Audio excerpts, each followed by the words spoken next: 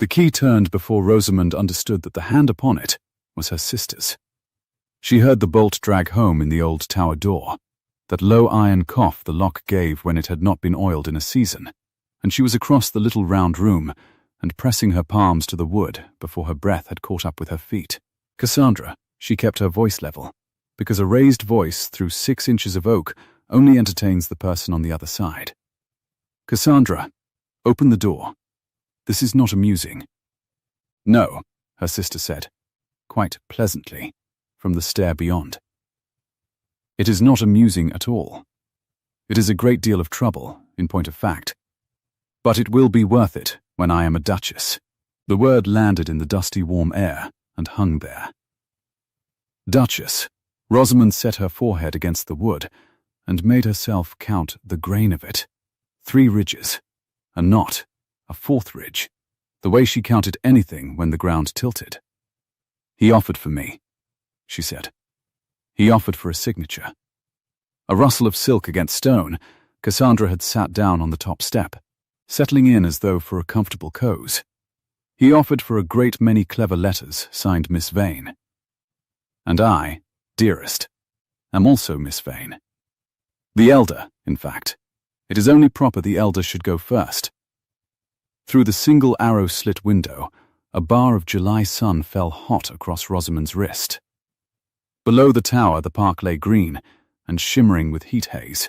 She could smell the roses of the lower garden even up here, and cut grass, and the faint sweetness of the lime avenue where the bees worked all afternoon. Somewhere a wood-pigeon repeated itself with idiot patience. It was the loveliest summer Wexcombe had seen in years, and her sister had locked her in a ruin at the edge of the park to steal a man who had never in his life laid eyes on either of their faces in full daylight. He will know, Rosamond said. Julian will know within an hour of speaking to you.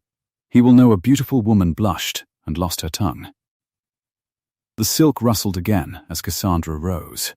Men forgive that so readily. They call it modesty.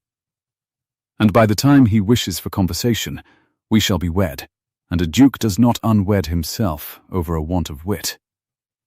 He learns to dine at his club. Rosamond's fingers found the letter in her sleeve. The last one. The one she had carried on her person for 11 days, because she could not bear to leave it where a maid might find it. The paper had gone soft as cloth at the folds. She did not need to open it to see the lines. You write as though the world were a thing that might still be argued with, he had written, in that black slashing hand that pressed too hard on the down strokes. I confess I had forgotten what it was to be argued with. Do not stop. How long? She asked. How long do you mean to keep me here? Until it is done. A pause, and then, because Cassandra had never in her life been able to resist the last flourish, the announcement is tonight, you know. In the long garden, under the lanterns, when the dancing pauses. Half the county is coming to watch a duke choose his bride. I did think you would like to know the hour of it. You always did like to know the hour of things. The bar of sun crept off Rosamond's wrist and onto the straw. She listened to her sister's slippers go down the curling stair, light and unhurried, and then the far door at the base of the tower groaned and thudded, and a second bolt shot home. And there was nothing left but the pigeon and the bees and the enormous golden indifference of the afternoon. She did not weep. She turned instead and looked at the room that was to hold her. Really looked at it. The way one looks at a coach one must ride a long way in. It was a poor cell. The old watchtower had not been lived in since their grandfather's day. It held a broken loom, a heap of apple crates gone to splinters, 3 empty wine bins furred grey with dust, and a truckle bed someone had dragged up here for a gamekeeper, who had long since gone. The one window was an arrow slit a hand's breadth wide, glazed with a single warped pane through which the world came in bent and gold. The door was oak 2 inches thick, and beyond it the stair, and beyond the stair a second door as stout as the first. She had heard both bolts. She was thorough about such things. It was, her father used to say, her besetting virtue, and her chief inconvenience. Rosamond sat down upon the edge of the truckle bed, spread the soft letter open on her knee, and set her mind to work, not on her sister, who was past arguing with, but on the hinges, the bolts, the crates, the slit of window, and the 6 hours of daylight she had left before the lanterns were lit. She was still Miss Vane. The elder had merely forgotten that the younger had also been raised by a man who mended his own clocks. The heat thickened as the afternoon wore on, and the tower held it like an oven holds bread. Rosamond took off her fichu and rolled her sleeves and went over the room inch by inch, because a mind given a task cannot at the same time give itself to despair, and she had learned that trick very young. The door was hopeless. She granted it that within the first quarter hour. The hinges were on the stair side, the bolts were beyond reach. But the crates were pine, dry as tinder and light, and among the splinters she found a length of iron that had once been the loom's shuttle bar, a foot of blunt metal, warm from the day, satisfying in the hand. She weighed it and thought of the window. The arrow slit itself no grown woman could pass, but the frame of the little glazed pane was set in soft old lead, and lead is a patient metal, and she was a patient woman. She began to work the tip of the shuttle bar into the seam. She had been at it perhaps an hour. Her palms printed red with the effort and a fine grit of old mortar in her teeth, when she heard the base door groan again, not the great bolt, but the little wicket set into it, and a voice she knew hissed up the stair. "Miss Rosamond? Miss Rosamond, are you up there then?" The shuttle bar went still in her hand. "Bess?" Oh, thank goodness. Feet on the stone, quick and light, and then a small freckled face at the crack of the upper door where the wood had warped away from the jamb. An eye, a snub nose, a wisp of ginger hair escaped from a cap. Bess Ferriby, the under housemaid, 14 years old and out of breath. "I brought you bread and a bit of the cold fowl and a jug. I said I was taking scraps to the dogs." And cook never looks. "Miss Rosamond, what have you done that she's put you up here?" "Nothing that need trouble you." Rosamond knelt at the door and put her hand flat against the crack, and after a moment a smaller hand pressed the other side. "Bess, listen to me. Who has the keys to the base bolts?" "Miss Cassandra's got 'em on her own chatelaine, miss. She never set 'em down all day." "And Mr. Pruitt the steward, he's been told nuns to come near, on account of you being poorly, she says. Brain fever, she told the hall. She said you was raving, and might do yourself a mischief, and it was kindest you was kept quiet and dark." The eye at the crack blinked, indignant. "You don't look poorly to me. You look cross." "I am extremely cross." Rosamond found, to her surprise, that she could smile. "It is a much better thing to be than poorly. Bess, can you get the small food hatch open? The one at the bottom of the door, that they use to pass the gamekeeper his supper through." A scrabbling below, a rusty shriek of a little iron flap. Bread came through, and a wing of fowl wrapped in a dock leaf, and the neck of a stone jug. Rosamond made herself eat, because a body works better fed, and while she ate she talked, low and steady, and Bess listened with her ginger head tipped to the hatch like a robin. "You cannot free me," Rosamond said. "The bolts are too much for you, and I will not have you turned off. Or worse, for my sake. But you can carry a thing to the lower garden tonight, when the guests are come. Can you do that?" A folded paper. To the tall gentleman in the dark blue coat. The Duke himself, Bess, no other hand, though you have to spill a whole tray of ratafia to reach him. To the Duke. Bess breathed it as though Rosamond had said to the king. "Law. And what'll it say?" "The truth," Rosamond said. "In as few words as I can make the truth go."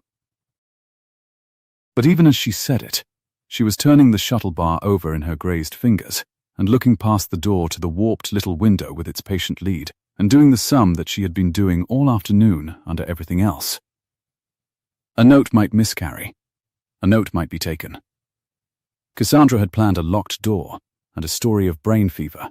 She would not have neglected the possibility of a folded paper. There was only one messenger Rosamond trusted entirely to reach the long garden by the hour of the lanterns, and she was sitting on a broken gamekeeper's bed with lead grit under her nails. "Bess," she said slowly, "how high is the ivy on the north face?" "The old ivy, by the buttress." A silence.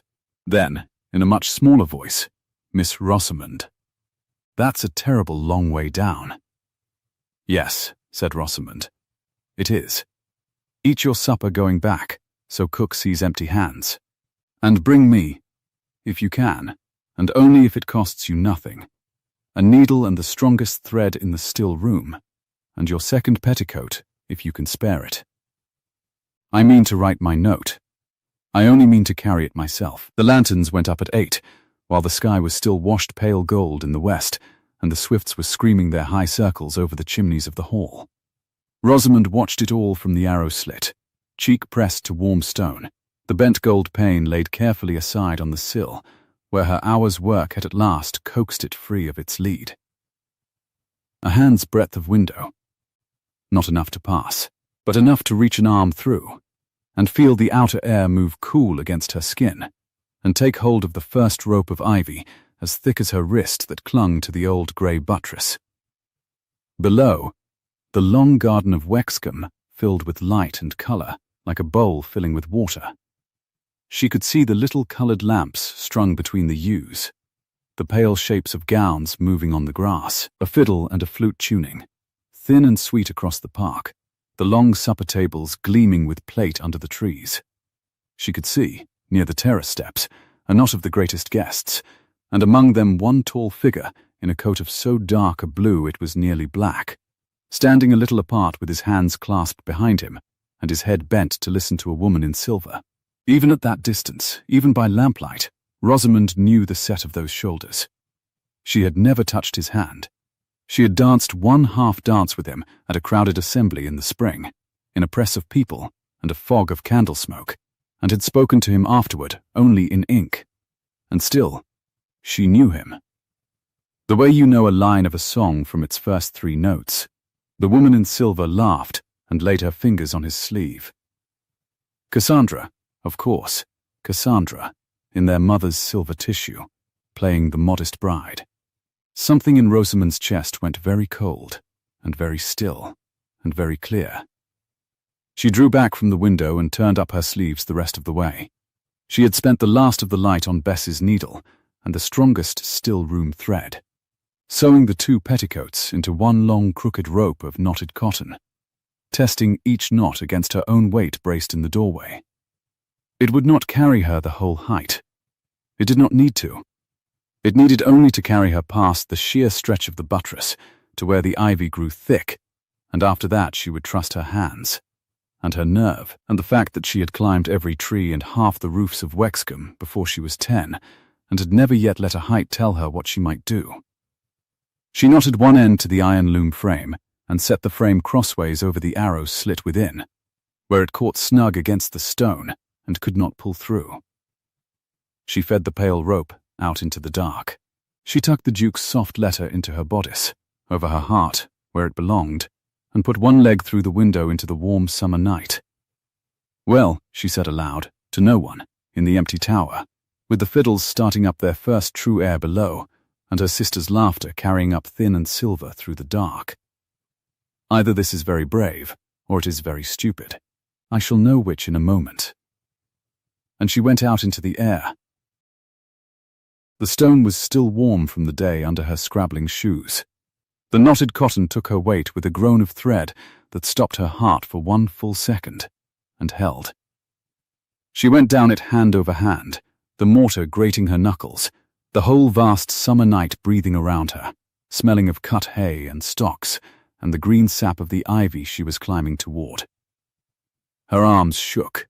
A swift stitched past her ear so close she felt the wind of it.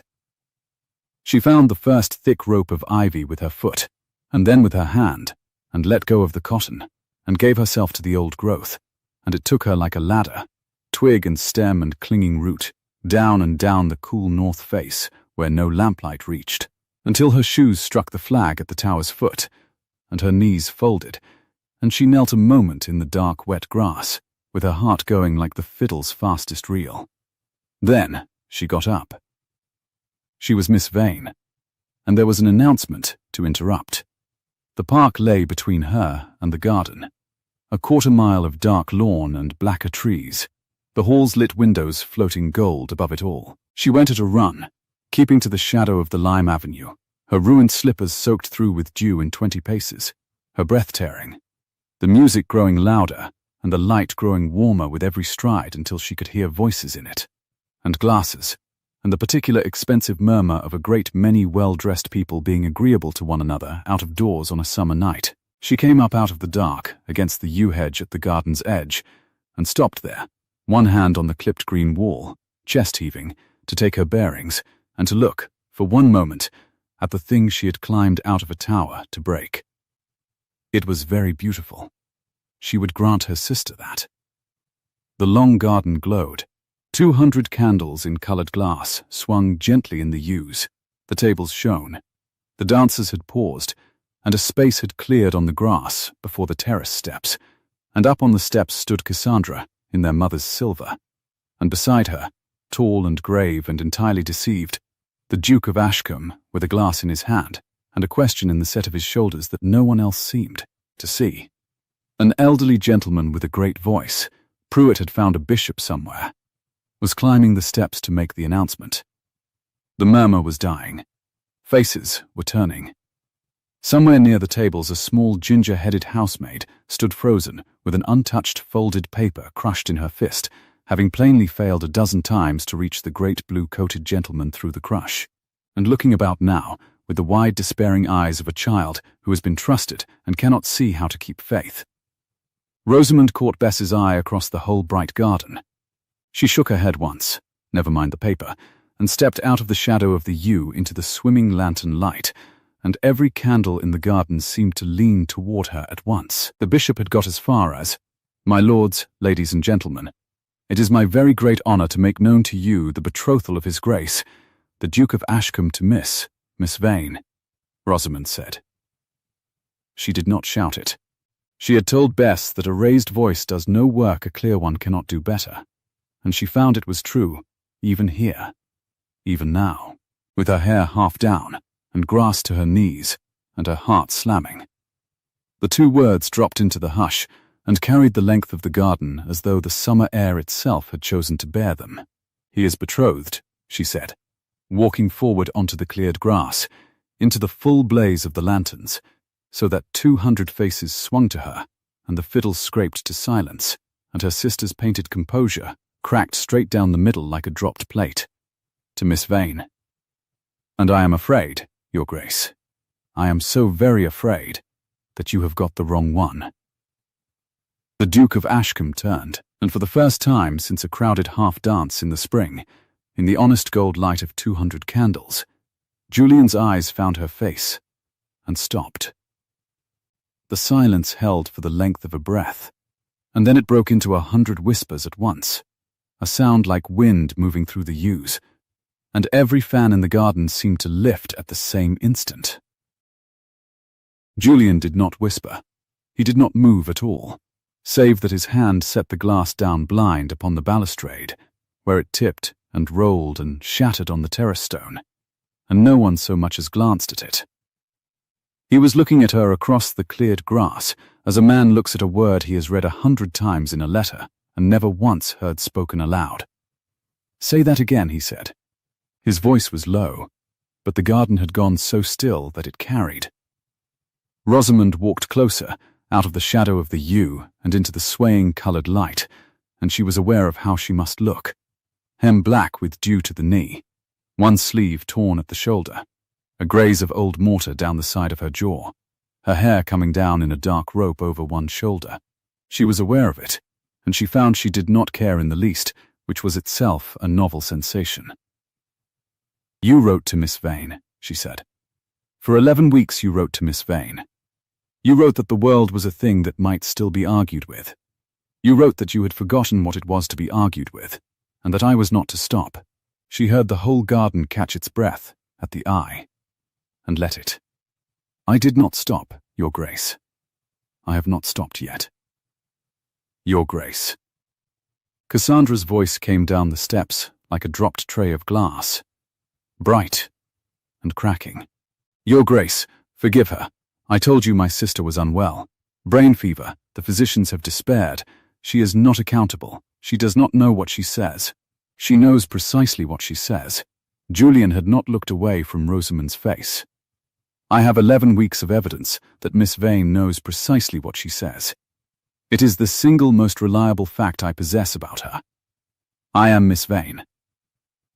Cassandra came down another step, silver tissue whispering, her chin high and her beautiful mouth steady, and Rosamond felt a cold flush of pure admiration for the sheer nerve of her sister, who could stand under 200 pairs of eyes, with the ground giving way beneath her slippers, and not once let her voice shake. I am the elder. The letters were signed Miss Vane. And I am Miss Vane, and this poor creature is my sister Rosamond, who has been kept quiet and apart for her own protection, and who has plainly climbed out of a window and run half across the park in a fever, and I will thank you all not to feed her delusion by standing here and gaping at her. It was very good. It was almost good enough. Rosamond watched a dozen faces near the tables turn from herself to Cassandra and soften with the beginning of belief, because a woman in silver tissue on a terrace step is a great deal easier to believe than a woman with grass to her knees, and she understood with a lurch that beauty and composure were themselves a kind of argument, and that her sister had never in her life lacked either. Ask her something, Rosamond said. Julian's head turned a fraction toward her. You have 11 weeks of her, Rosamond said, and her voice was steadier now, because a mind given a task cannot at the same time drown. You have 11 weeks of what Miss Vane thinks. Ask her something only Miss Vane would answer, and ask me the same, and believe the one who answers true. You are a duke, Your Grace. Surely you may keep the whole company waiting the space of one question. Something moved behind his grave eyes, something that was almost, in that terrible moment, amusement, though it did not reach his mouth. The Wexcombe living, he said. In my third letter I asked Miss Vane what she would do, had she the giving of a country parish and a middling sum, and no one to please but herself. He looked from one sister to the other. What did she answer? The garden held its breath. A lantern swung. Somewhere in the dark a nightingale, indifferent to dukes, began to sing. Cassandra's chin lifted. I said I should give it to a deserving young man of good family and sound principle, she said, as any sensible woman would. I said, Rosamond said quietly, that I should give it to the curate, who had done the work of it for 9 years, while the pluralist who held it drew the income and lived at Bath. I said, the deserving young men of good family had quite enough already, and that principle was cheaper to praise than to pay for, and that, if you meant to be shocked, Your Grace, you had better be shocked at once, and save us both the trouble of a correspondence. For a moment, nothing happened at all. Then, Julian of Ashcombe put his hand over his mouth, and above it his eyes had gone bright, and Rosamond understood that the grave tall duke, whom half the county had come to watch, was trying, and failing, not to laugh in front of them all. Yes, he said into his hand. Yes, that is very nearly word for word what she wrote. She added that I might keep my shock, as she had no earthly use for it. He lowered his hand. He was not laughing now. He was looking at Rosamond as though the whole bright garden had emptied of everyone but the two of them. You had no earthly use for it. I have not changed my opinion, said Rosamond. No, he said. I did not imagine you had. Cassandra made a small sound. It was not a large sound, a catch of breath, no more. But Rosamond heard it, and knew her sister as she had known her for 25 years, and understood that the retreat had begun, and that it would not be a graceful one. This proves nothing, Cassandra said. Her voice had dropped its brightness.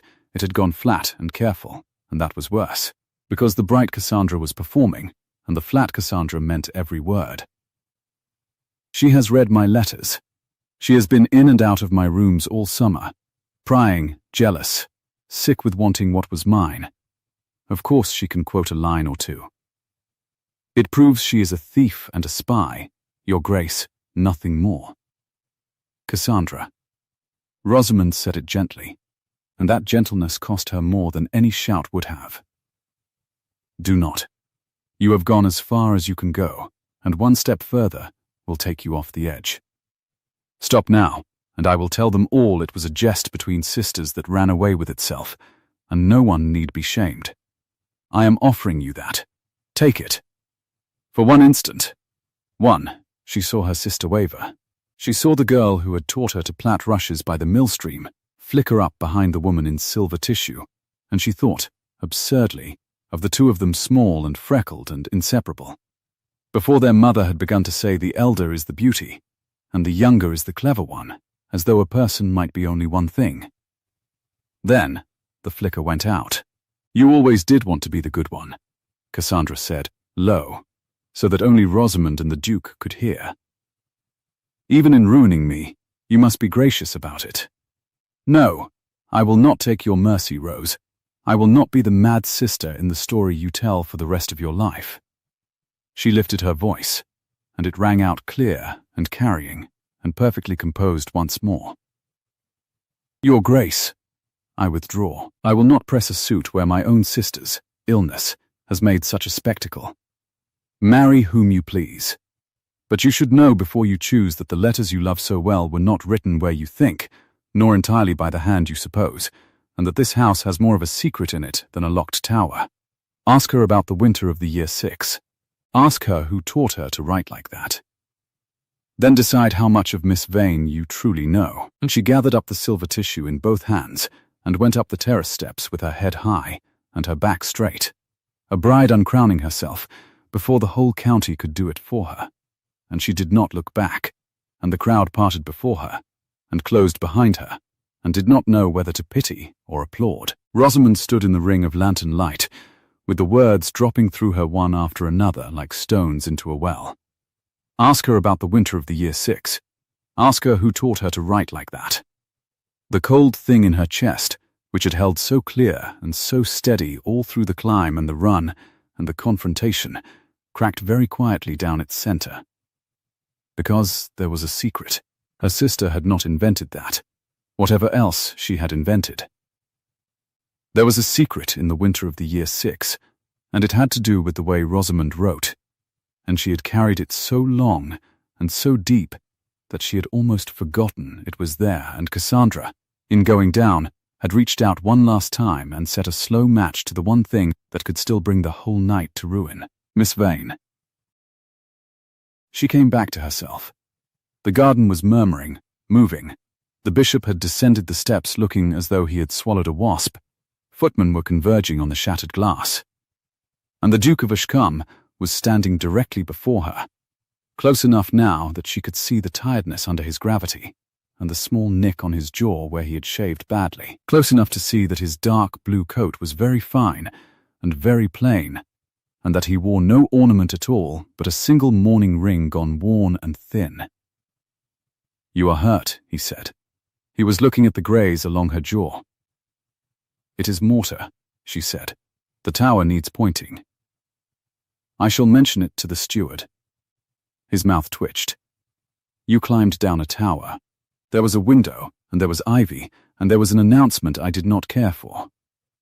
She discovered that her hands had begun, now that there was nothing left to do with them, to shake. It seemed the shortest way to correct a misunderstanding. A misunderstanding. He looked at her a moment longer, and then, quite deliberately, he stepped, so that his shoulders came between her and the greater part of the staring garden, giving her the yew hedge at her back and himself as a wall before her, and lowered his voice to something meant for her alone. Miss Vane, there are 200 people watching us, and a bishop who came a great way for nothing, and your sister has just fired a parting shot over her shoulder that I do not in the least understand, but that has turned you the color of that hedge. I am going to give you my arm. You are going to take it. Because a woman who has climbed a tower may certainly be permitted to lean on a duke, and we are going to walk toward the house at the pace of two people who have all the time in the world, and you are going to tell me what to do next. Because I find, and here his grave voice did something odd, roughened at the edge. "I find I have wanted for 11 weeks to be told what to do next by the woman who wrote those letters, and I have only just discovered I may look at her while she does it." Rosamond looked up at him. The lanterns swung their colored light across his face and away again. Somewhere behind them the fiddle, uncertain, began tentatively to play, and the murmur of the crowd rose to cover the silence, and the warm night smelled of trodden grass and hot candle wax, and the stocks along the border breathing out their sweetness into the dark. "You believe me," she said. It was not quite a question. "I believed you at Miss Vane," he said, "and every word since has been the confirmation of it. Yes, I believe you. I am, God help me, entirely without doubt of you, which is a most uncomfortable condition for a man who has spent his whole life being taught that certainty is vulgar." He offered his arm. "Now take my arm, Miss Vane, before you fall down, and let us disappoint the county by walking away, instead of providing it a second act." She took his arm. It was solid under her hand, the fine cloth warm from the night, the muscle of it steady, and she leaned on it more than she meant to, and the steadiness of it went up through her palm, and into the place where her nerve had been failing, and shored it. They walked. The crowd parted. She felt the eyes. She kept her chin where her sister had kept hers, and let the Duke of Ashcombe set the pace, unhurried, as though they two had indeed all the time in the world, and no interest whatever in the opinion of anyone in it. The winter of the year 6, he said, low, when they had passed beyond the last of the lanterns and were climbing the shallow steps to the dark terrace. "You need not tell me. But your sister meant it to be a knife, and I would rather you put it in my hand yourself than let her throw it from a distance later, where I cannot see where it lands." Rosamond's fingers tightened on his sleeve. Below them the garden glittered. Above them the great house rose black and gold, its long windows spilling light onto the stone. A footman had opened the terrace door and stood waiting, too well trained to look at her ruined him. "Not here," she said. "Not with 100 people to hear it carried in. But I will tell you. You have the right of it. I will not let her throw it." She drew a breath that shook only a little. "Is there somewhere in this crowd of your engagement that a duke may take a woman with grass to her knees and not have it in every drawing room in the county by Sunday?" "There is a library," said Julian, "that I was shown this afternoon by a steward who was very proud of it, and that I should think not one soul in this house has entered for pleasure in a decade. It has a door that locks." He caught himself. She felt him catch himself, felt the flush of it in the arm under her hand. "From the inside. By your hand. I only mean that no one will disturb us, and that you will hold the key. I am making a great mull of this. I have written 11 weeks of tolerable sentences, and I cannot, it seems, speak 3 in a row without wanting them back." And Rosamond, muddy, grazed, her whole life turned over in the space of an evening, her sister's slow match burning somewhere behind her toward a secret she had buried for 11 years. Rosamond laughed. It came out of her ragged and surprised, the first laugh of the whole long day, and it startled them both. "That," she said, "is the most heartening thing I have heard since the bolt went home. Yes, the library. Give me the key, your grace, and let us find out how much of Miss Vane you truly know." The library was cool and dim, and smelled of leather and dust and the particular dry ghost of old paper. And when Julian had lit a branch of candles from the fire the steward had built against the summer damp, the gold light climbed the shelves and lost itself in the high dark, and the noise of the garden fell away to a muffled thread of fiddle music through the shut window. Rosamond turned the key in the lock herself, as he had said she might, and the small definite click of it settled something in her chest. "Sit," Julian said. "You have been standing on the strength of your own quarrel for an hour, and it is running out." There, he drew a great worn chair to the hearth, and she sank into it, and he did not sit, but stood with one arm along the mantel, watching her, and the morning ring caught the firelight thin and worn on his hand. "My father mended clocks," Rosamond said. It was not where she had meant to begin, but it was where the truth began, so she let it. Julian did not interrupt.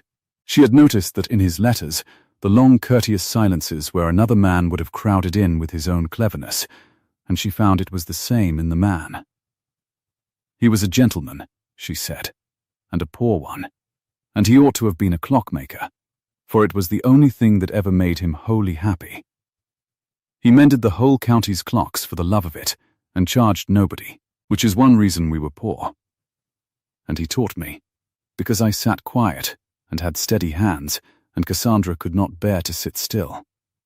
He taught me the works of things, how a thing that seems whole is only a great many small pieces trusting one another to hold, how you may take anything to bits, if you are patient and not afraid of it, and learn why it does what it does. She looked into the fire. He died in the winter of the year 6. Of a chill that went to his chest, in the cold, when we had not coal enough to keep 2 fires, and he would have his in the workshop where the clocks were, and not in the parlour where his daughters were. He chose the clocks. He always did. I do not say it to grieve you. I say it because you asked who taught me to write as I do, and the answer is a man who taught me that everything, is only its parts, and may be understood, and mended, or if it cannot be mended then at least seen clear. She turned her head and met his eyes. So that is the winter of the year 6. It is a sad little story, and there is no shame in it. But it is not the secret my sister meant. That comes after. Julian said nothing. He had gone very still against the mantel. When my father was gone, Rosamond said, there was a debt. There is always a debt. And there was a gentleman of the neighbourhood, a Mr. Harlan, a man of business, 40 and a widower, and not unkind, but a man who bought and sold, who held the debt, and who let it be known that he would forgive it, entire, if he might have Cassandra. She was 18. She was the beauty. She would not. Rosamond's mouth curved, without much humour.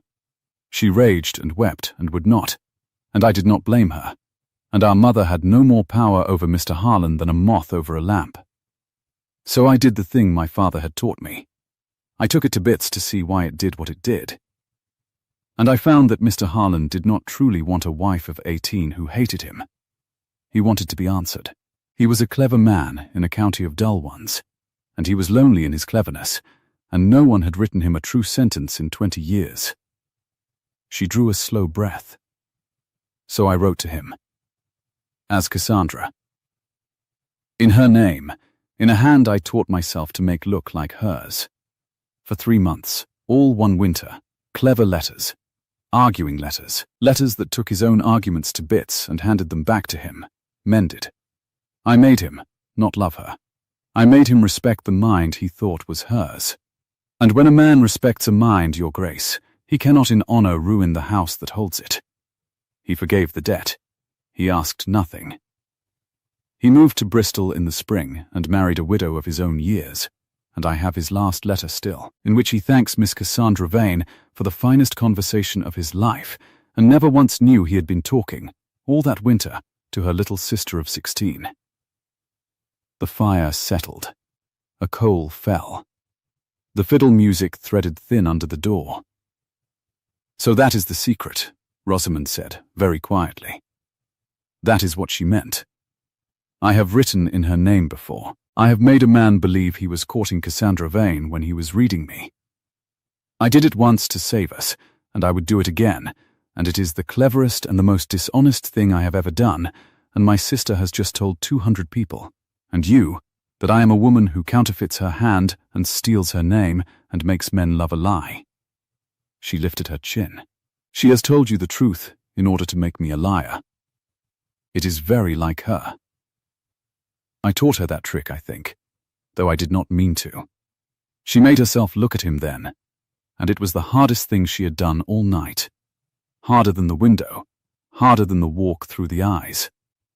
Because she had climbed a tower on the strength of 11 weeks of ink, and it was only now, watching the firelight move on the grave, still face of a man who had every reason to wonder which Miss Vane he had truly been writing to all summer, that she understood how much she had wagered, and how easily she had just handed him the means to believe he had been made a fool of twice over.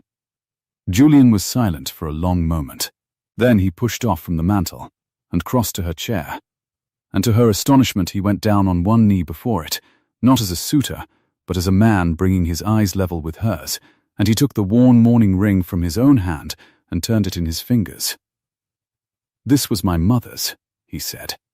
"She had it made for her own mother, and it came to me because I was the one who sat with her, at the last, when my brothers found the sick room tedious. I have worn it 8 years.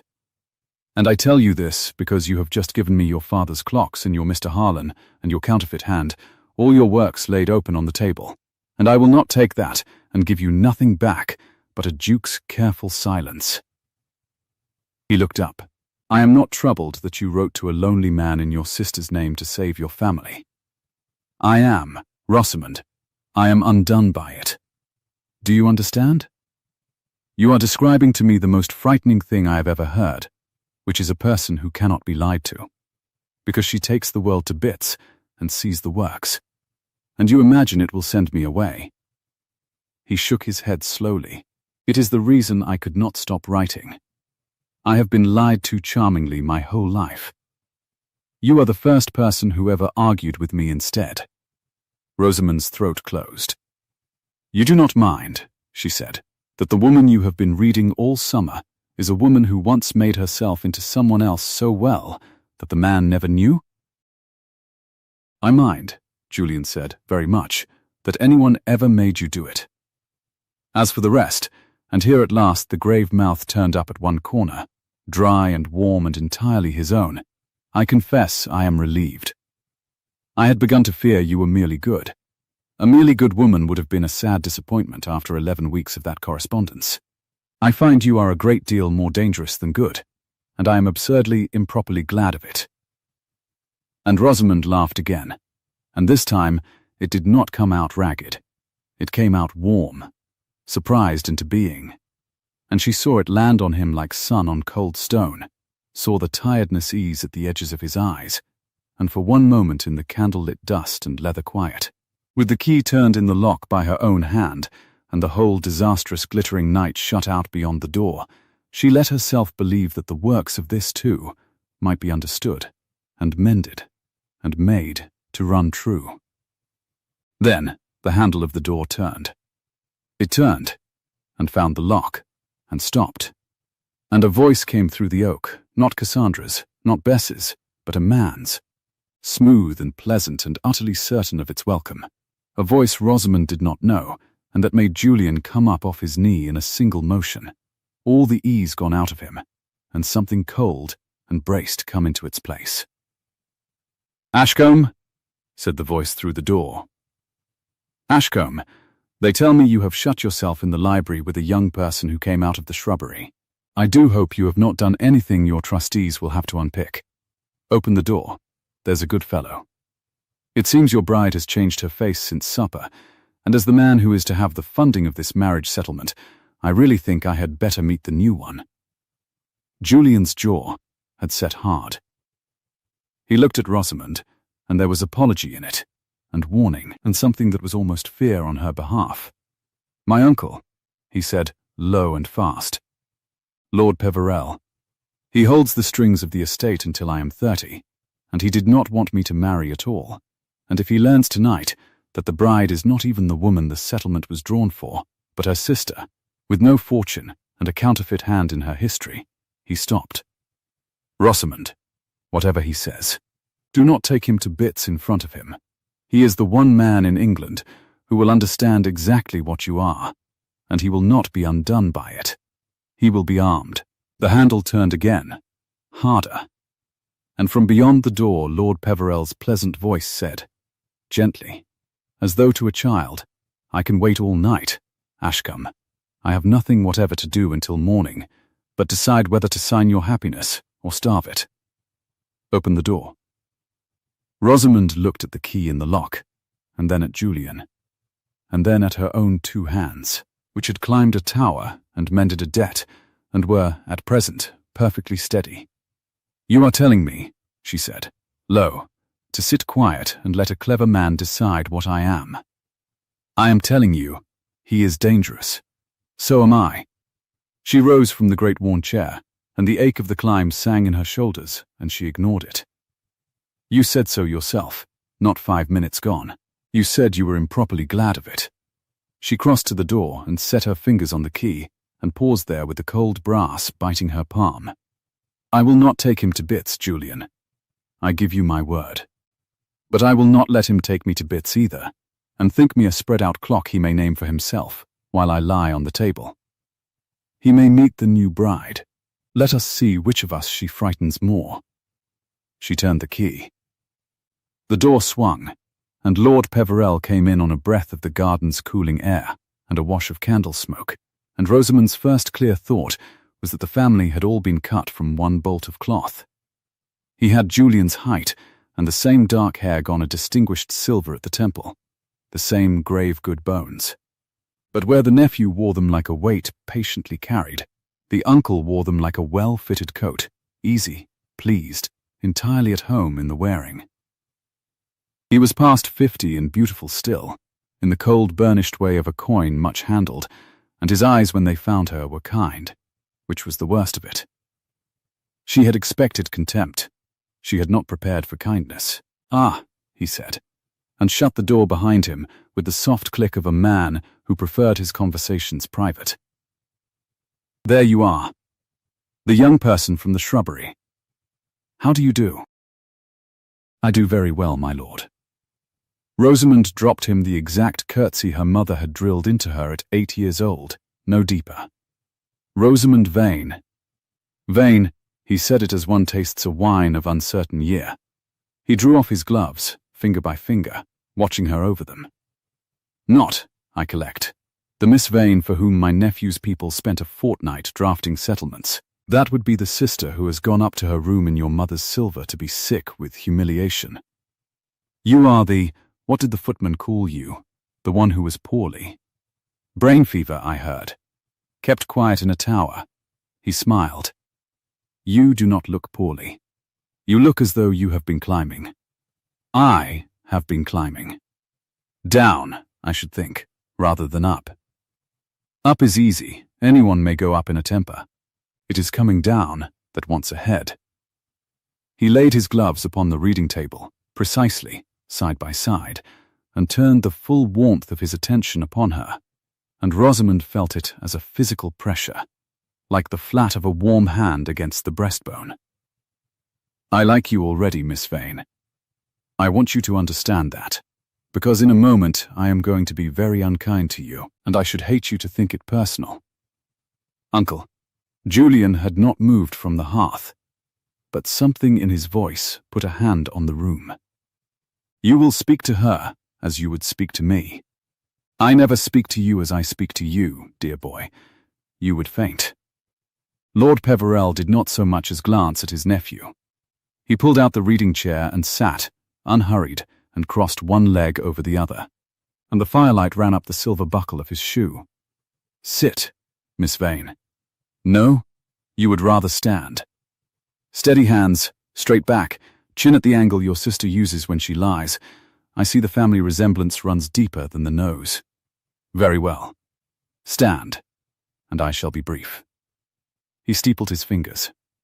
My nephew, he said, came into his title at 19, which is a foolish age to be given anything larger than a horse. His father, my elder brother, left the estate encumbered past its eyebrows, and left me trustee of the whole encumbered mess until Julian should reach 30 and be, in theory, old enough to ruin it himself. That is 5 years hence. Until then, not a field is let, not a mortgage is served, not a marriage portion is settled, without my hand on the pen. You follow me? Perfectly, said Rosamond. You are the works, and he is the face on the dial. Something flickered behind the kind eyes. Surprise, quickly folded away, and beside the fire she heard Julian make a small sound that might, in a lighter hour, have been a laugh. How very apt, Lord Peverell said softly. Yes, I am the works, and works, Miss Vane, do not run on sentiment. I came here tonight to see a suitable, dull, well-dowered young woman signed into the family. A woman whose settlement I had already read and approved, because it brought in the £11,000 this estate requires by Michaelmas to keep its head above the water her late father-in-law flung it into. £11,000. That was the Miss Vane in the silver tissue. She has a great aunt in Shropshire with no other heir, and a weakness for pretty nieces who marry well. He unlaced his fingers and spread his hands. And now I am shown, instead, a second Miss Vane, out of a tower, with grass to her knees, and, I am given to understand, not £11,000, but 11 shillings to her name. So you will forgive me if I do not embrace you as a daughter. The fire ticked. Outside the shut window the fiddle had found its feet, and a country dance had begun. Rosamond could hear the shuffle and stamp of it faint through the glass. 200 people determined to pretend the evening had not just come apart in front of them. She stood very still and let the numbers settle through her, because numbers were only parts, and parts could be understood. "You have not asked," she said, "whether he wants her." "I never ask what a man of 25 wants. It changes with the moon, and costs whatever it happens to cost." Lord Peverell tilted his silvered head. "You imagine I am cruel. I am not cruel, Miss Vane. I am arithmetical, which the young always mistake for cruelty, because it will not be argued out of a sum. There are 400 souls on this land who eat because the accounts balance.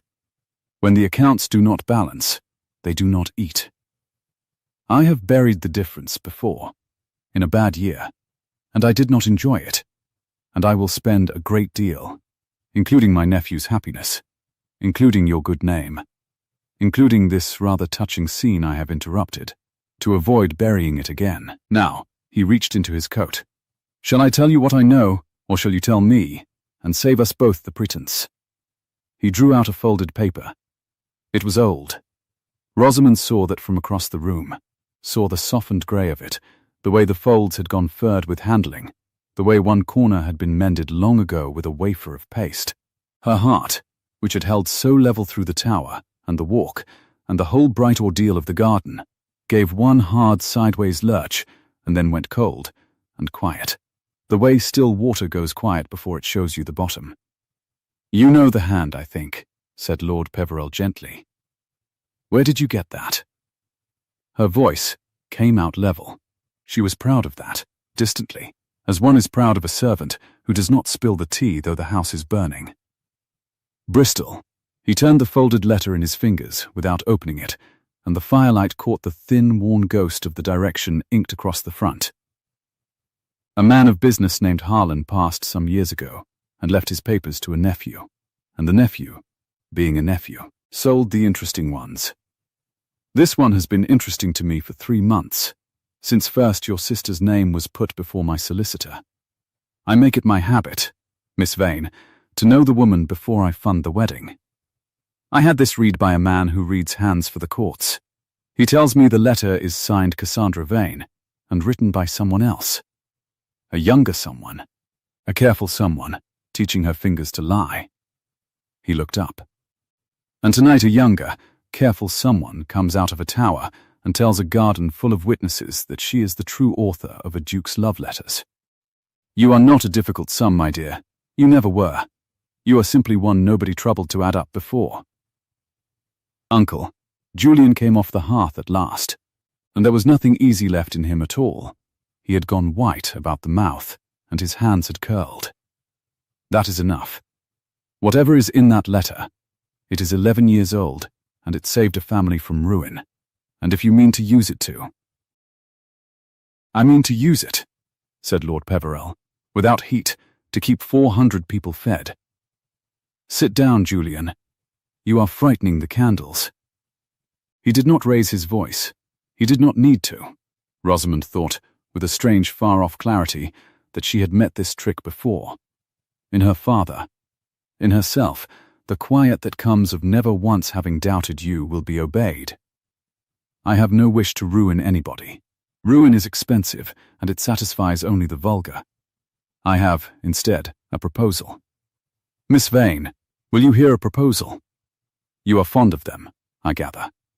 You have been reading my nephews for 11 weeks. Rosamond's mouth was dry. She thought of Bess's water jug, gone hours ago. She thought of the graze along her jaw, which had begun, now in the warmth of the room, to sting. She made herself unclench her hands. "Say it," she said. Here it is, then, laid out plain, as one clockmaker's daughter to a man who admires a clean mechanism. He recrossed his legs. "The great aunt in Shropshire will settle her £11,000 upon a niece who marries a duke. She does not, I have taken pains to establish, greatly care which niece. What she cares for is the word Duchess in the family Bible, and a portrait of the wedding over her chimney-piece. So, your sister marries Julian, as arranged, as the settlement is drawn, as the money requires. And you," the kind eyes rested on her, almost tender, "you go on doing what you have done so beautifully all summer. You write. You think. You argue with him.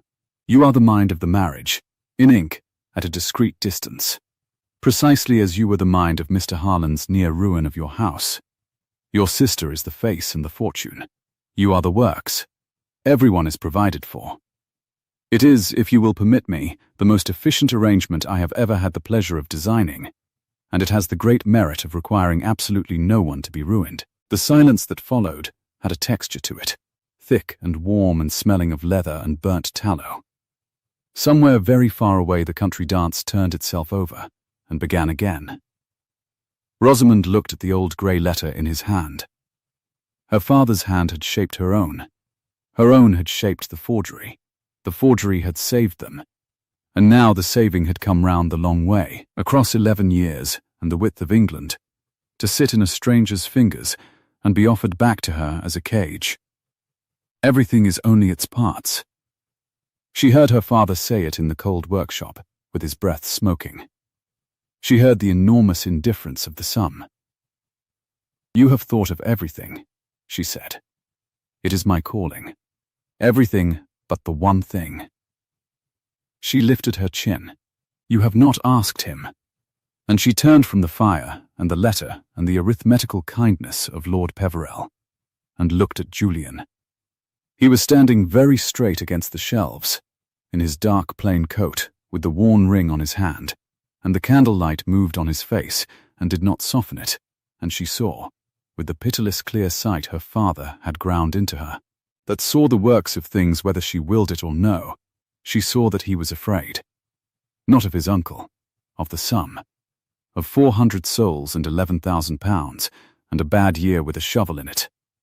She saw that the man who had written "Do not stop" was standing in a room where every reason in the world told him to stop, and that he had not yet found the sentence that would let him refuse them, and that the not finding was tearing him.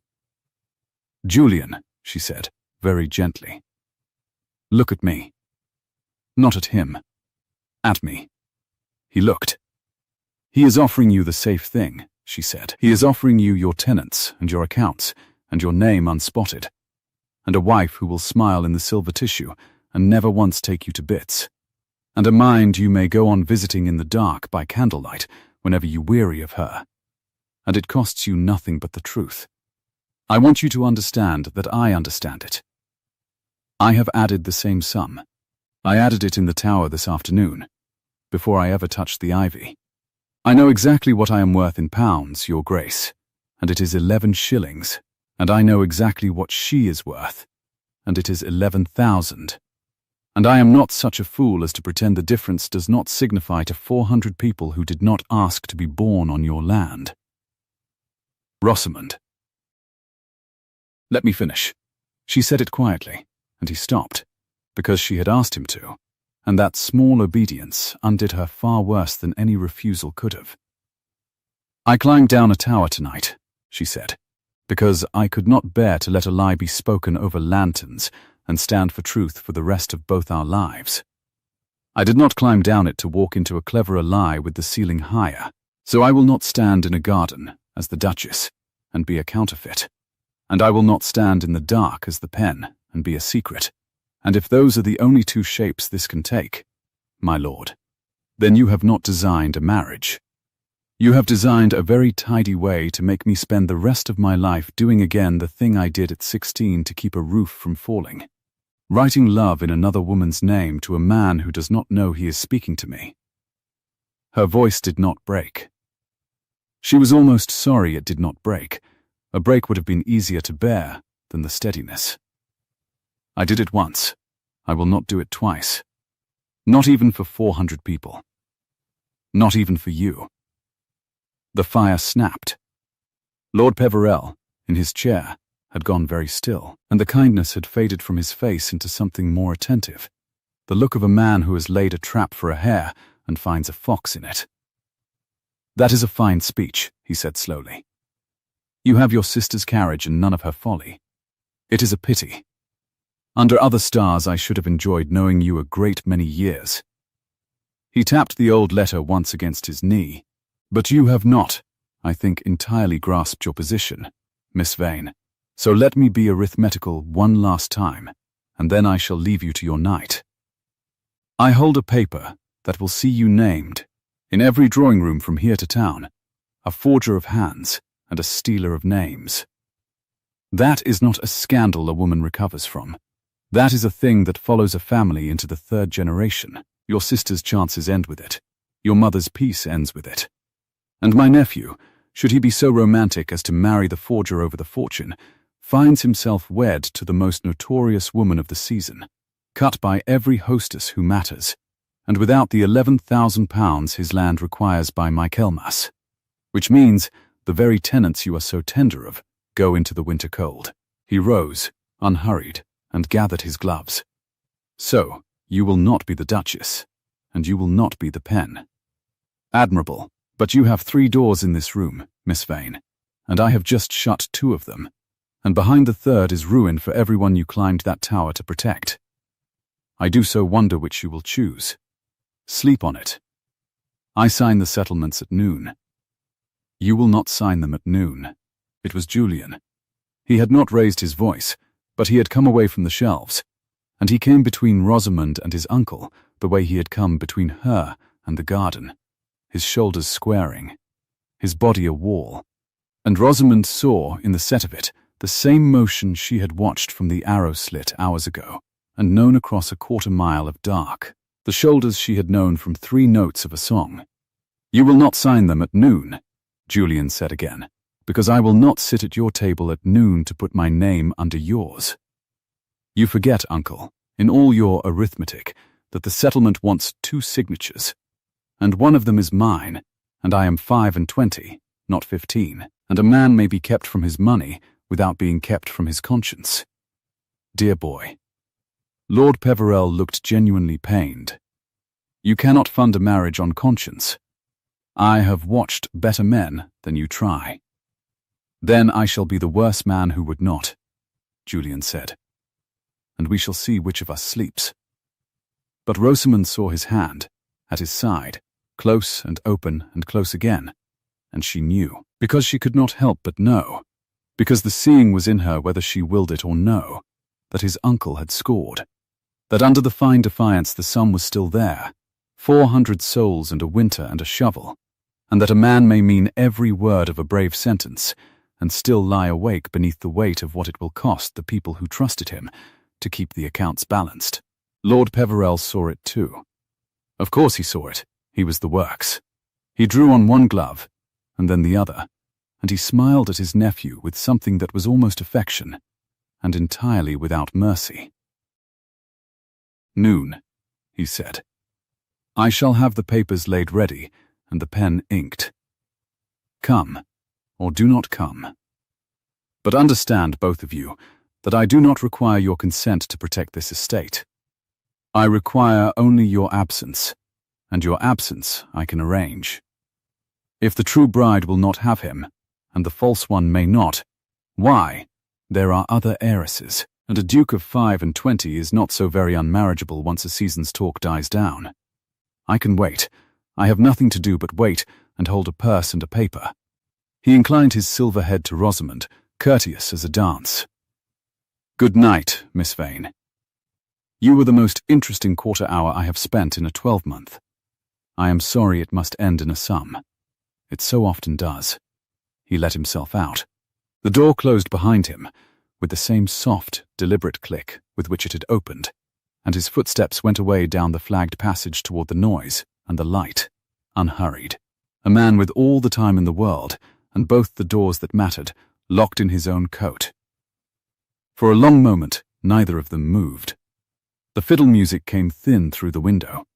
A coal broke and sifted down through the grate, and the branch of candles guttered in the draught the open door had let in, and the great dim shelves climbed away into their high darkness, indifferent as the summer had been indifferent above the tower. Rosamond found that she had sat down. She did not remember sitting. Her legs had simply reached the end of what they would do, and the worn chair had been there, and now she was in it with her grazed hands open in her lap, and the whole vast weight of the sum settling over her like the heat had settled over the tower. Slow, thickening, inescapable. "He is right," she said. Her voice sounded strange to her, far away. "That is the worst of it, Julian. He is not lying, and he is not even wrong. There are 400 people. There is a winter. There is a paper in his coat that can end my mother's life in the county, whether the courts ever touch it or not." She looked at the fire. "I stood in your uncle's face and told him I would not be a counterfeit, and I would not be a secret. And I meant it with my whole heart, and none of it changes the sum by a single farthing. He can wait. We cannot. That is his advantage, and it is a true one." Julian crossed to her. He did not kneel this time. He stood over her, and then he did a thing that no man of his rank had any business doing before a woman with grass to her knees and 11 shillings to her name. He took up her grazed right hand in both of his, carefully, as though it were the works of something he was afraid to break, and he turned it over and looked at the mortar-torn palm that had climbed down out of a tower for the truth. "Tell me the one thing he did not think of," he said. "You said it to him. You have my whole attention, and I warn you it is not a thing I give lightly. What is the one thing?" Rosamond looked up at the grave, tired face bent over her hand, and past it at the shut door and the shut window, and the 200 candles she could no longer see burning themselves down in the yews for a betrothal that had come apart on the grass. Somewhere out there her sister was being sick with humiliation in their mother's silver. Somewhere out there Bess was carrying an undelivered note in a crushed fist and not knowing whether she had failed. Somewhere in Lord Peverell's coat a soft grey letter 11 years old was waiting to do again. The long way round, the work it had first been made to undo.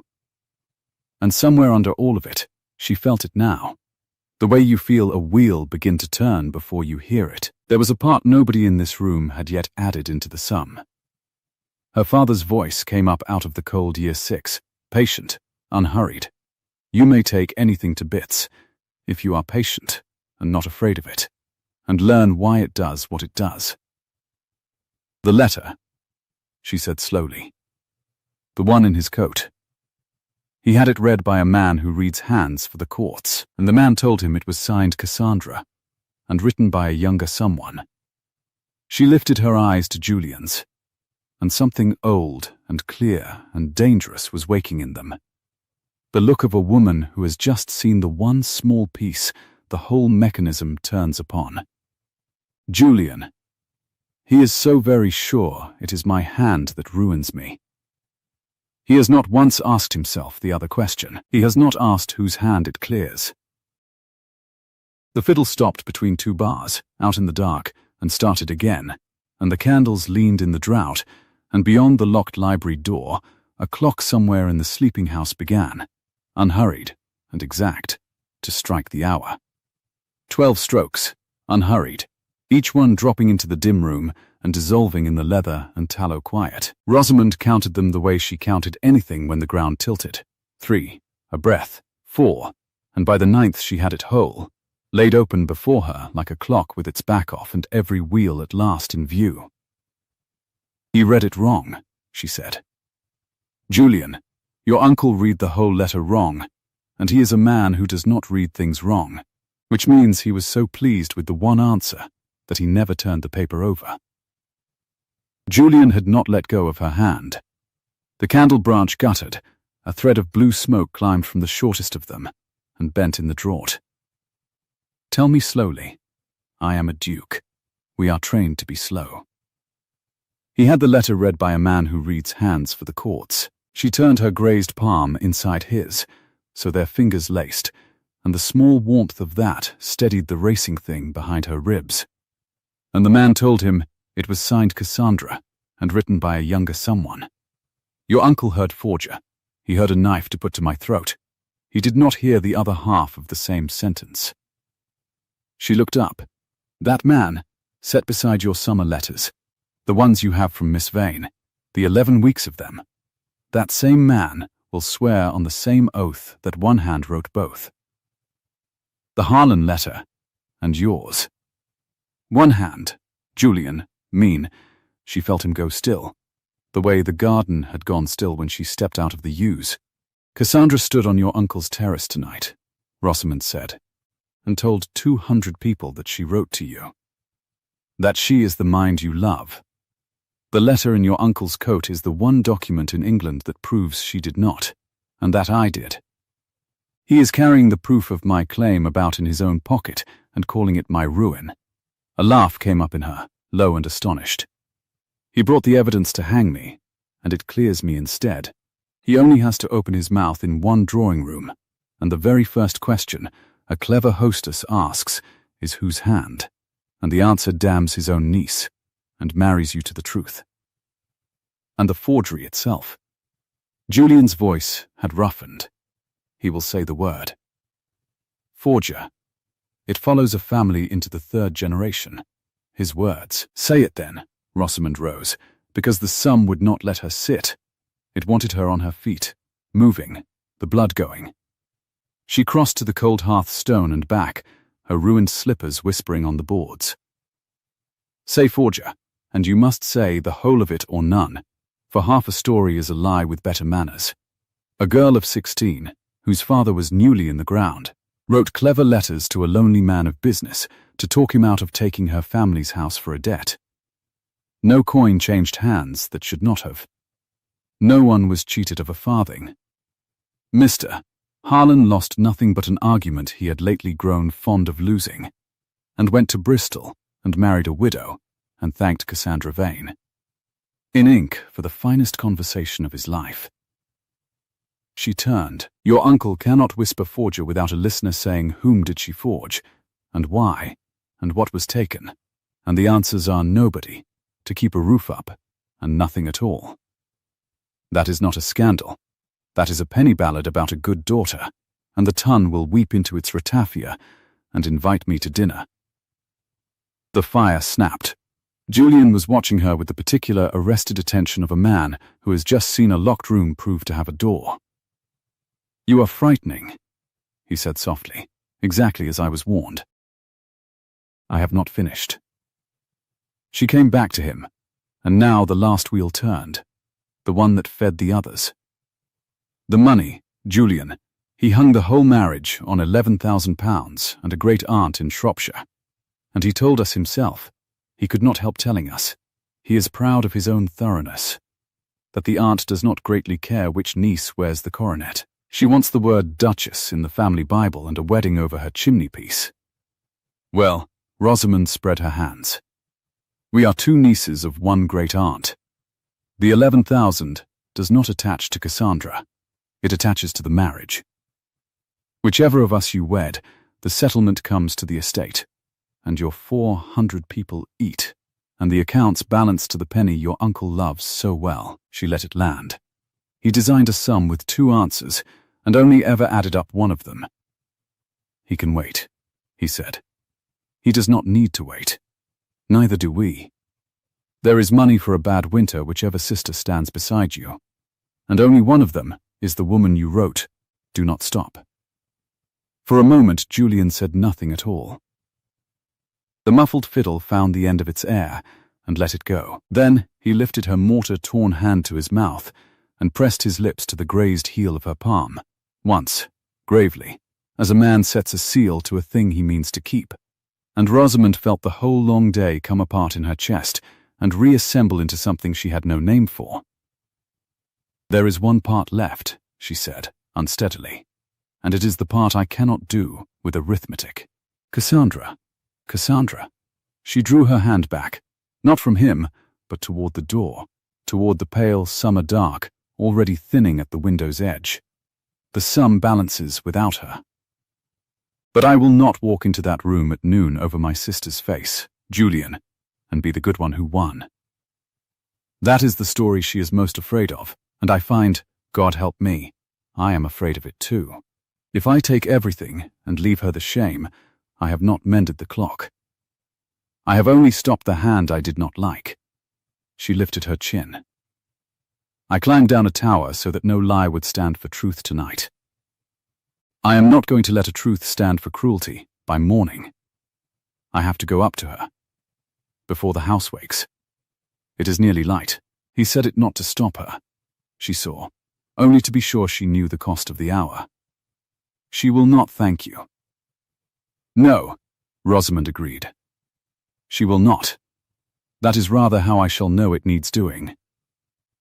She unlocked the library door with her own hand, and the cool passage air came in smelling of stone and dew, and the guttering candles of a party that had at last gone home.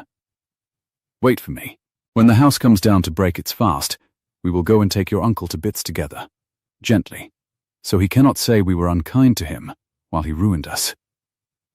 The upper passages of Wexcombe were grey and hushed, the long windows filling slowly with the pearl-coloured light that comes before a hot day, and somewhere below a single housemaid was already raking a grate, the small iron scrape of it the only sound in the sleeping house. Rosamond went barefoot now, her slippers past saving, the boards cool and gritty under her soles, and she stopped outside her sister's door and stood a moment with her hand not quite touching it, listening, no weeping. She had half feared weeping. What came through the panel was worse, the absolute stillness of a person sitting very upright in the dark, waiting to be despised. She knocked once and went in without leave, the way she had gone into that room 10,000 times as a child, and Cassandra was where she had known she would be, at the window seat in their mother's silver tissue, her fair hair still dressed for a betrothal that had ended on the grass, her beautiful face turned to the greying park and swept perfectly, terribly clean of everything. She did not turn. Come to look, Cassandra said. Her voice was even. Very well. Look.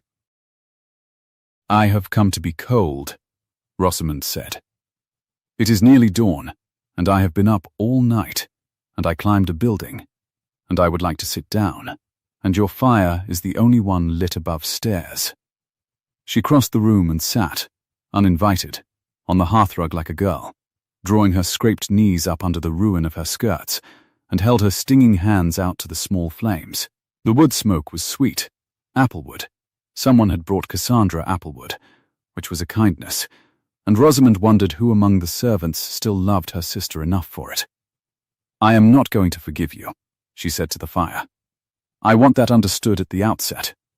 Forgiveness is a thing people do from above, and I am sitting on your floor with grazed knees, so it is not on offer. I have come about something else. That turned her. Rosamond heard the silver tissue whisper. You locked me in a tower, Cassandra, she went on, still to the flames, because some things are easier said sideways. You told the hall I had a brain fever. You would have let a bishop marry you to a man under my name and my mind, and never once, she stopped, steadied. And the terrible thing, the thing I have been carrying down the ivy and across the park and through your duke's uncle all night, is that I understood every step of why. Our mother stood us side by side for 25 years and said the elder is the beauty and the younger is the clever one, as though a girl could only ever be the one thing. And you believed her. You believed that all you were was a face, and that a face has a season and then the shop shuts, and that if you did not become something before it closed you would be nothing at all. She looked up at last. You did a wicked thing out of that belief. But the belief is not wicked, Cass. It is only wrong, and our mother taught it to both of us, and I have spent my whole life being the clever one who did not mind being plain, And only tonight, coming out of that yew hedge into 200 candles, did I understand that I minded. I minded so much I could hardly breathe. Cassandra's composure held for the length of one more breath. Then it went, not into weeping, but into something rawer, her mouth working, her hands twisting in the silver until the old tissue creased. "You always had the letters," she said, low and ragged. "You had Papa. He taught you the clocks, and he taught you to think, and he sat you on his knee in the cold workshop, and he never once asked me to sit. Because I could not keep still, and you could, and so you got a mind, and I got this." She gestured down her own beauty with something close to loathing, a thing that gets a woman looked at and never listened to. "Do you know what it is, to be looked at your whole life and never once heard? I wrote to no lonely men, Rose. Nobody ever wanted to argue with me. They wanted to stand me in a window and admire the light. And there it was, the girl who had taught her to plait rushes by the mill stream, come up at last through the woman in silver, and Rosamond's throat closed on 11 years of a grief she had thought was only hers. "Then hear this," she said, and reached up and took her sister's twisting hands and held them still, the way their father had once shown her to hold a mainspring so it could not fly loose and cut. "The Duke's uncle came into the library tonight with a letter 11 years old, out of Bristol, and he means to use it at noon to name me a forger and end this family in the county. And he can only do it because there are 2 doors and he has shut them both. But there is a third thing he never added, and I need you for it, Cassandra, and I would rather cut my hand off than come and ask you the morning after you locked me in a tower, but I have not the luxury, so I am asking. The great-aunt, Aunt Sabine. You have her letters. You have written to her all summer. Does she care which of us wears the coronet? Or does she care only that one of us does?" Cassandra went very still. Something moved behind her wet eyes, a calculation, Rosamond saw, the same swift adding up that ran in all of them, mother's daughters both. Then, slowly, she drew one hand free and reached into the little writing box on the window seat, the rosewood one that had been their grandmother's, and took out a folded letter and held it a moment and laid it in Rosamond's lap. "Read it," she said. "The 3rd page. She wrote it a fortnight since, when the Duke first offered." Her voice had steadied into something Rosamond had not heard from her in years, plain, unperformed, the voice of the girl at the mill stream. "She does not name me once, Rose, not once in 4 pages. She writes a niece, my sister's granddaughter married to a duke. I read it 40 times looking for my own name, and it is not there. I could have been anyone. I locked you in a tower to be a person who could have been anyone." Rosamond unfolded the soft paper. The hand was old and imperious and fond, and the 3rd page ran exactly as Cassandra had said: the coronet, the family Bible, the £11,000 pledged to whichever of my great nieces should be so fortunate, and a duchess to sit for her portrait over my chimney-piece before I am too dim to see it, and no name anywhere at all. "This is the 3rd thing," Rosamond said softly. "This is the part your Duke's uncle never added. Cassandra, this clears the sum. There is money for the winter, whichever of us he weds. He can wed the truth and keep the tenants both. You have been carrying the answer in your writing box all summer." The fire settled. Grey light stood now full in the window, and the first blackbird of the morning began, careless and liquid, in the limes below. "Then it was all for nothing," Cassandra said. She said it without self-pity, which made it worse. The whole wicked business. I could have simply asked her to smile on you, and been the aunt of a duchess instead of a duchess, and kept my sister, and slept. "Yes," Rosamond said. "That is generally how it goes with the things we are most afraid to do without." Her sister looked at her a long moment. Then Cassandra Vane did a thing Rosamond had not seen her do since they were children with skinned knees at the mill. She slid down off the window seat in their mother's silver tissue and sat on the hearthrug beside her, hip to hip, and put her fair head down on Rosamond's grazed shoulder, and said, into the ruined muslin, in the smallest voice in the world, "I am sorry." Not gracefully. I am too tired to be graceful. I am only sorry, Rose. Take the coronet. It was always yours.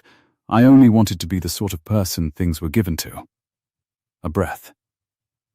And I will stand up at noon in front of that dreadful clever uncle and say every word of it myself, so that no one can ever call you the thief. That is the one thing I can still give you. Let me give it. Rosamond closed her eyes.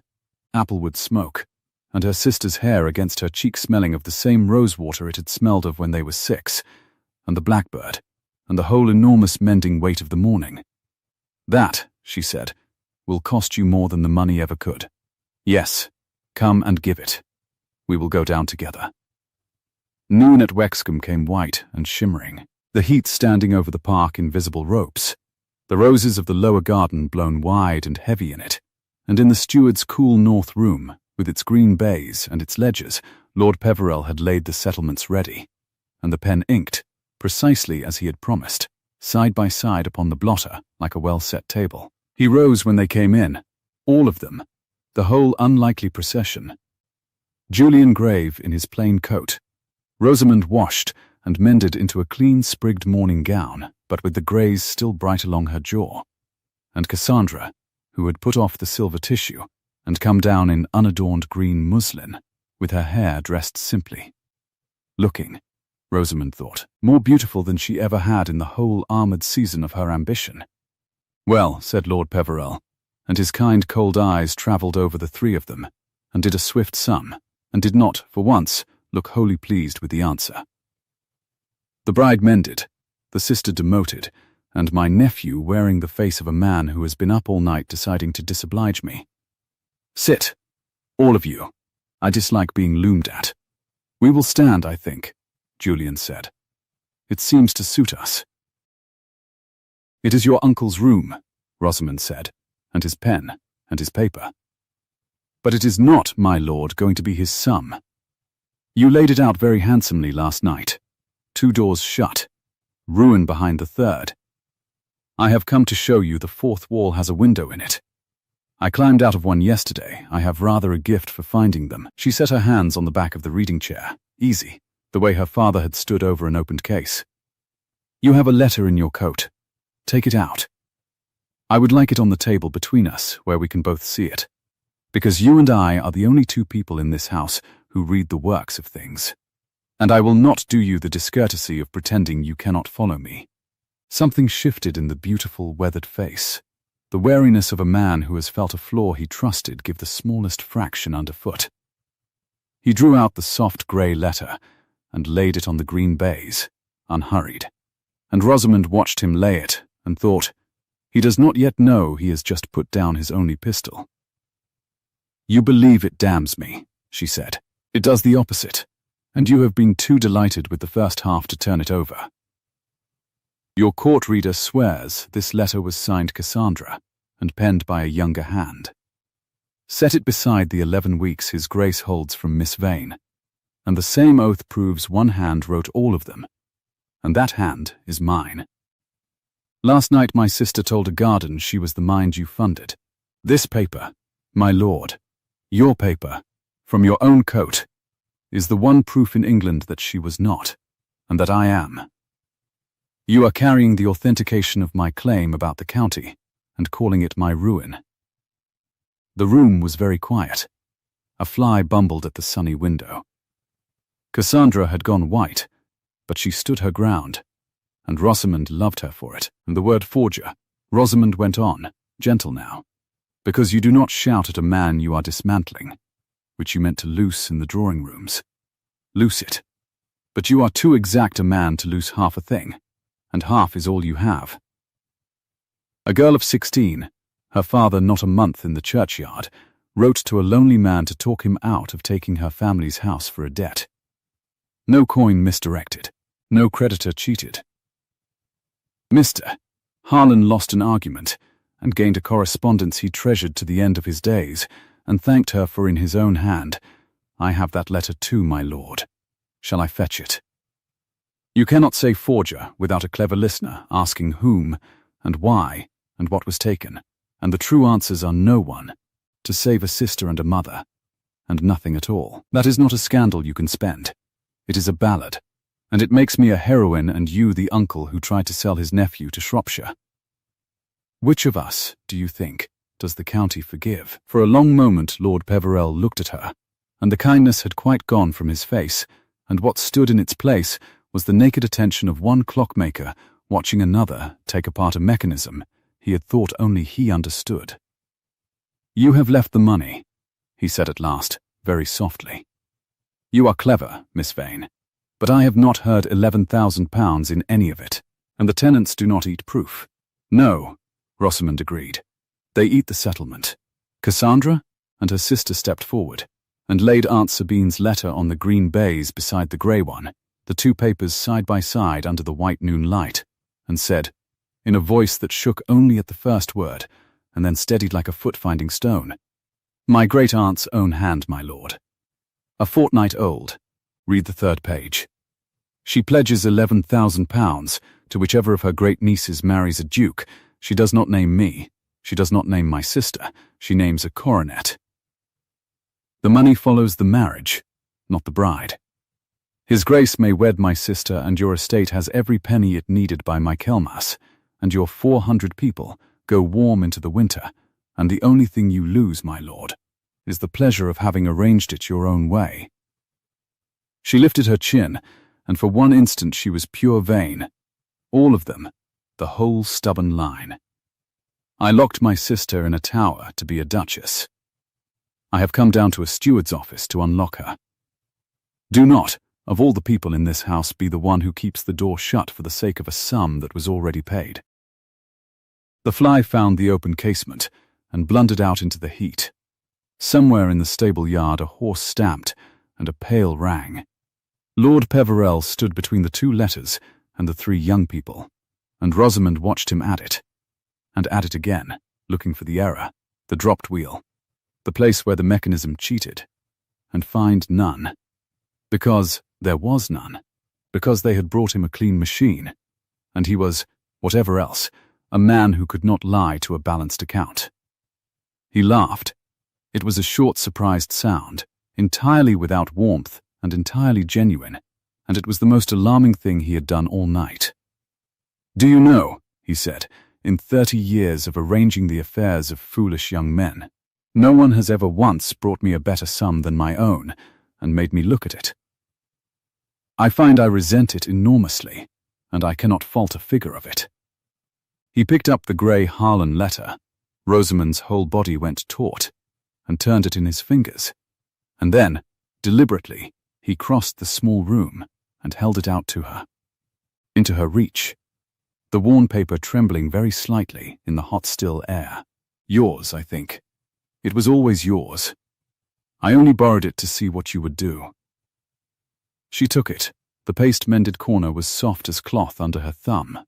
She read, without meaning to, the one line her 16-year-old hand had shaped at the top. "I confess I find I would rather be answered than obeyed." And something 11 years old came quietly to rest in her chest. "I withdraw my objection to the marriage," Lord Peverell said, returning to the blotter, "on the sole ground that I have never in my life met a woman I would less like to have arranging against me, and I would infinitely rather she arranged for. Julian." He took up the pen and held it out to his nephew, hilt first, the small silver nib winking. "Your name under mine. The bride is corrected in the deed by my hand, Rosamond, not Cassandra Vane. Sign. Before I remember, I am supposed to be the villain of this." Julian took the pen. But he did not sign at once. He looked across the green baize at Rosamond, and the whole grave, tired length of the summer's writing was in his face, and he said, not low, not private, but plainly, in front of his uncle and her sister, and the open ledgers, and the white blazing noon, "I have wanted, for 11 weeks, to say a thing to Miss Vane that ink would not carry. I find I would rather say it before witnesses than sign it in secret." He set the pen down again. He came round the table.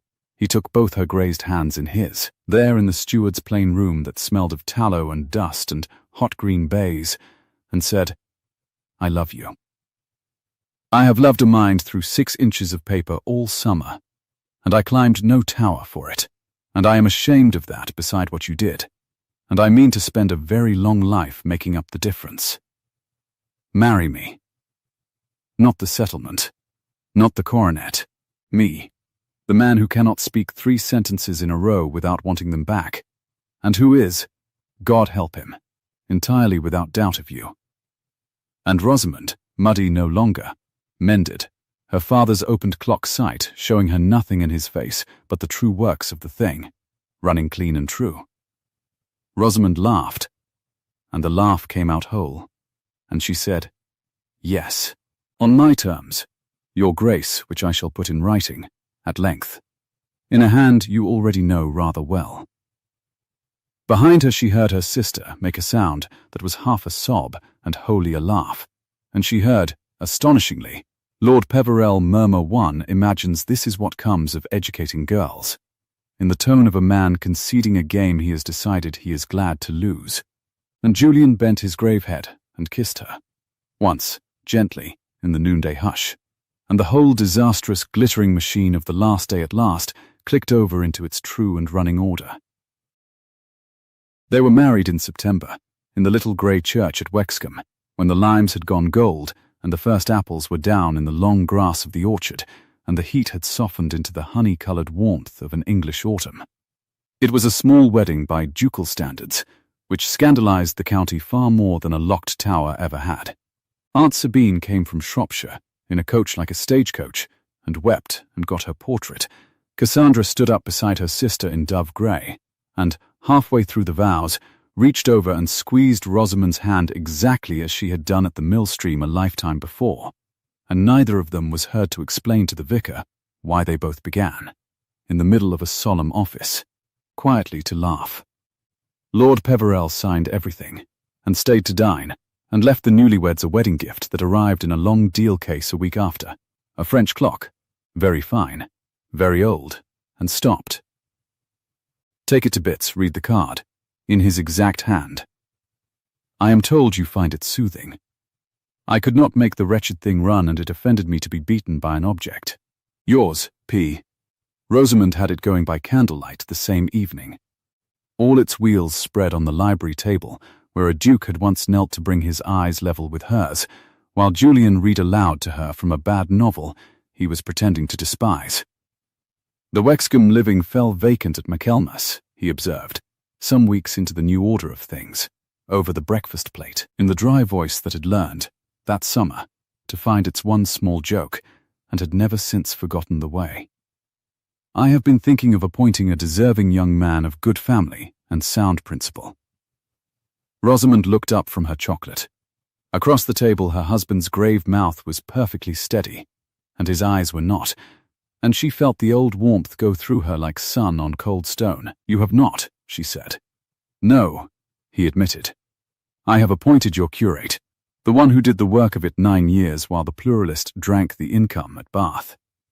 He wept, which was awkward for us both, and thanked me, and I told him it was not I who had done it, but a great many arguing letters, and he did not understand me in the least. He reached across and turned her grazed and healed palm up in his, the way he always did now, as though to reassure himself the works were whole.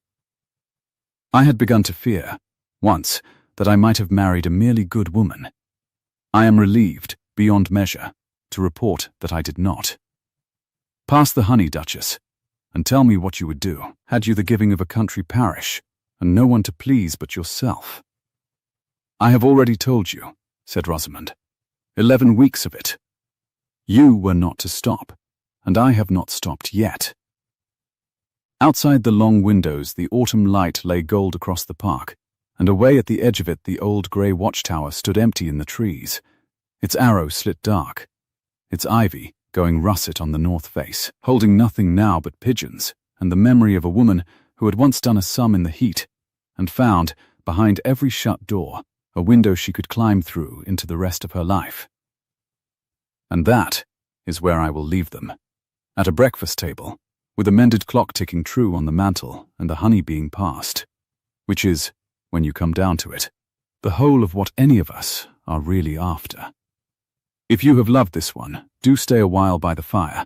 Tell me in the comments which sister you found yourself cheering for, and whether you guessed the trick of the letter before Rosamond turned it over. And if you would like another story like this waiting for you next time the lamps are lit, you know what to do. Subscribe, settle in, and I shall keep the fire burning. Until then, my friends, sleep well.